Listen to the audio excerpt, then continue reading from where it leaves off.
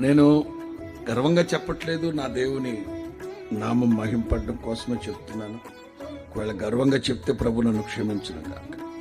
సభలకు వెళ్తాను నేను. 99 పాళ్ళు ఎక్కడ కానుక తీసుకోను.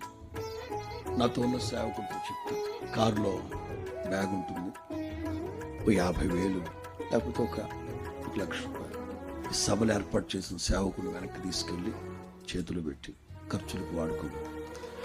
అంటే మరలా చెప్పు, ఎవ్వరికి చెప్పొద్దని, ఆ సేవకుడితో చెప్పు, భార్యకు కూడా చెప్పొద్దని వాడుకో.